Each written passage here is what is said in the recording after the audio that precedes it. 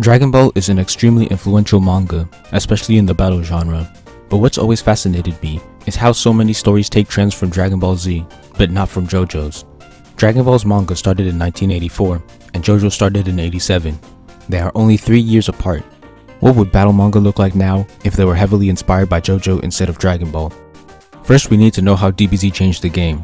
I want to clarify that DBZ didn't create many of these trends or tropes, rather it popularized them. Manga like Kinnikuman and Fist of the North Star came before, but they didn't have the same impact that DBZ had. The first trend that DBZ popularized was martial arts. You can see a lot of battle manga that focus on hand-to-hand combat, even when the characters have powers. Examples would be Yu Yu Hakusho, Hunter x Hunter, Naruto, Fairy Tail, and Jujutsu Kaisen. The next trend is a chi-based power system. Battle manga often have a power system that centers around the characters bringing out some supernatural energy out of them to perform special moves. Examples of manga that have this would be Yu Yu, Naruto, Hunter x Hunter, Fairy Tail, JJK, Magi, and Black Clover.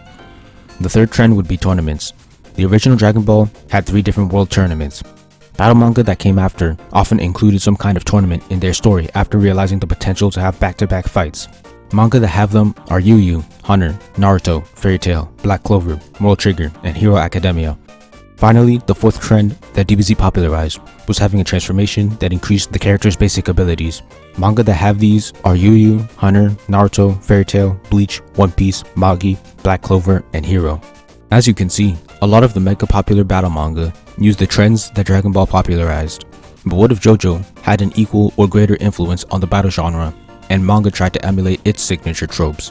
What tropes would those be, and are there any manga or anime that imitate them now? The first trend that would be started is the part system. Each part will have a few arcs in it, but after the part ends, the story moves forward in time, and the story has a new plot, cast, and setting. The only thing that really stays is the power system. I already have an entire video on the advantages of parts too. It's such a smart way to keep a manga long running without milking or stretching out the story, and I'm surprised more manga don't take advantage of this. Stories that do this are Yu-Gi-Oh!, the Pokemon anime, and Persona. The only issue is that Pokemon and Persona are originally games that just have anime adaptations. As for Yu-Gi-Oh!, the original manga only focused on Yu-Gi. Yu-Gi-Oh! GX, which would have been the second part, was originally an anime airing in 2004. Then it got a manga adaptation in 2005, and it wasn't even written by the original author. The second trend that JoJo could have started is proxy battles, having characters fight through someone else like a spirit or a monster, rather than fighting with martial arts. Yu-Gi-Oh!, Pokemon, and Persona all do this, with Persona being the closest, but as I made it clear, Yu-Gi-Oh! Will be the only one to actually fit since it's a manga.